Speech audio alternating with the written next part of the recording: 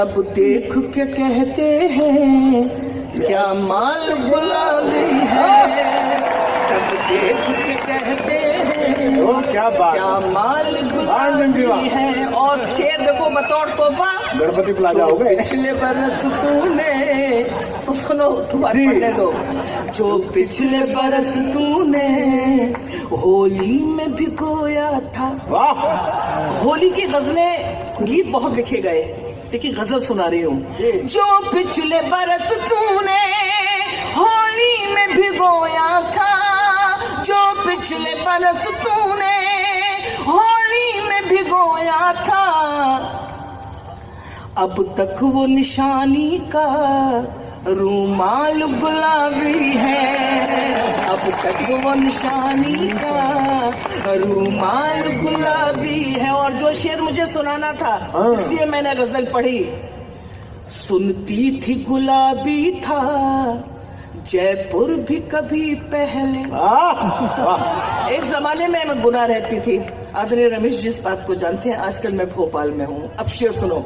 सुनती थी गुलाबी था जयपुर भी कभी पहले, सुनती थी गुलाबी था जयपुर भी कभी पहले, अब आके कोई देखे भोपाल गुलाबी है, अब आके कोई देखे भोपाल गुलाबी। और खूबसूरत महफिल के नाम ये अंजुम का मक्ता, क्या होंगे जवान लड़के खुद सोच लो तुम अंजुम। उल्टी बात कह रही हूँ। क्या होंगे जवान लड़के खुद सोच लो तुम अंजुम, बस्ती के बुजुर्गों का जब हाल गुलाबी है, बस्ती के बुजुर्गों का जब हाल गुलाबी है। गा दो। रंगों में घुली लड़की क्या लाल गुलाबी है, सब देख के कहते हैं क्या माल गुलाबी। एक बार जोरदार तालियां। वाह, उपस्थिति यहाँ है और रमेश जी जिस महफिल में बैठे हों अपने पूरे दस्ते के साथ, वो महफिल कितनी कीमती हो सकती है ये मैं समझ सकता हूँ। बहुत बढ़िया मंच है, समय की बहुत पाबंदी है। डॉक्टर कुमार विश्वास बहुत महंगे कवि हैं, काफी पैसा लिया है भास्कर से उन्होंने। खरीद रमेश जी ने 100-100 के नोट दिए हैं। इनके रकम पर जो TDS कटा है उसमें हम सब लोग आए।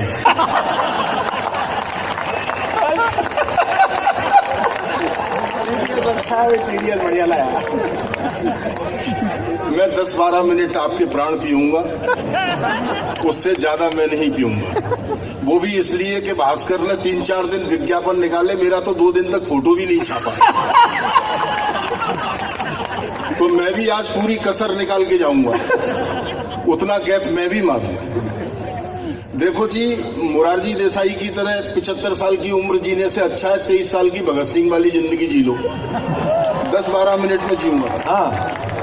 बस मस्ती से सुनिएगा। जैसा कि कहा गया मेरे विषय में, मैं व्यंग्य की भाषा में बात करता हूँ।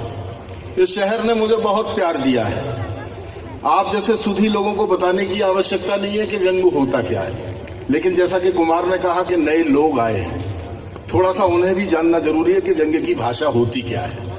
मैं शुरू होता हूं, मैं शुरू करना चाहता हूं, बस आप मुझे शुरू कर दीजिए। आज बड़ा बढ़िया मंच है, बहुत शानदार मंच है भास्कर का, वरना कभी मैंने 4 पंक्ति कही थी आदरणीय रमेश जी, इस हिंदुस्तान में मेरे नाम से बदनाम हुई। ये मंच जब से अर्थदायक हो गए, तोतले भी गीत गायक हो गए। ये मंच जब से अर्थदायक हो गए, तोतले भी गीत गायक हो गए, और राजनीतिक मूल्य कुछ ऐसे गिरे जेब कतरे तक विधायक हो गए। बहुत अच्छे, काफियों की कटी है। लेकिन अब मैं शुरू होता हूं, व्यंग्य होता क्या।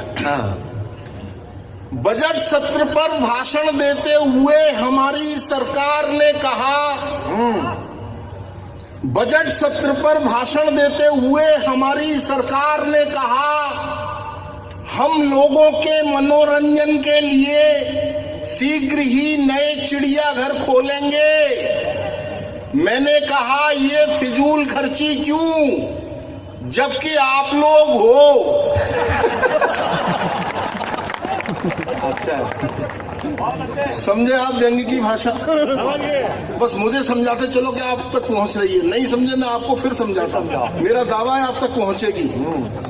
डीएनए की सही रिपोर्ट आते ही, डीएनए की सही रिपोर्ट आते ही किन्नर एनडी तिवारी जी के घर इनाम मांगने गए।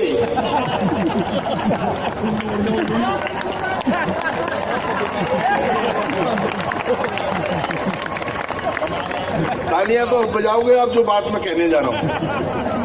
डीएनए की सही रिपोर्ट आते ही किन्नर एनडी तिवारी जी के घर इनाम मांगने गए।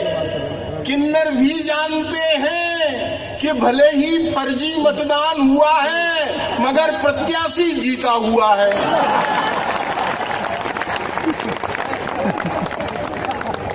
समझ गए आप लोग इनकी भाषा?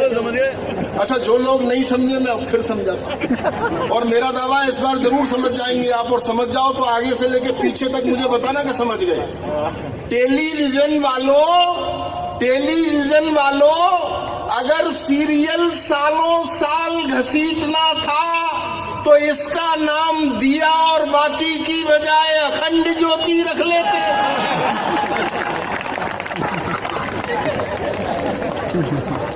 बहुत अच्छे। आप तो जम रहे थे। समझ गए आप? समझ गए ना व्यंग्य की भाषा? नहीं समझे और समझाओ। नहीं समझे तो एक बारीक व्यंग कर रहा हूं इस मैदान में बैठ करके। दोस्तों, मुझे पता है मैं खड़ा कहाँ हूं। ये जनपथ मेरे सामने है और मैं जनता की आवाज हूं। मुझे कवि होने का मुगालता नहीं है, मुझे केवल मुगालता ये है कि मैं आपकी आवाज को, आपके आक्रोश को व्यक्त कर देता हूं।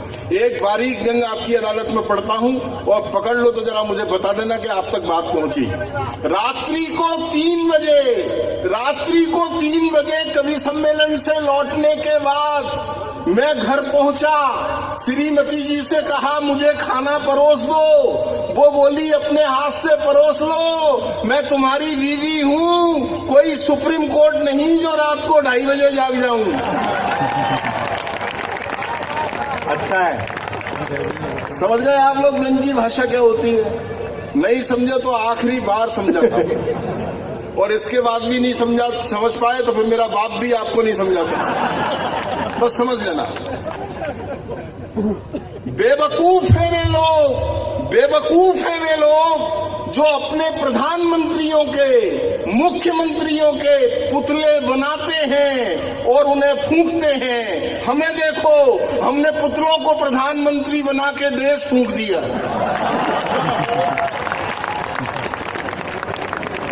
बहुत अच्छे।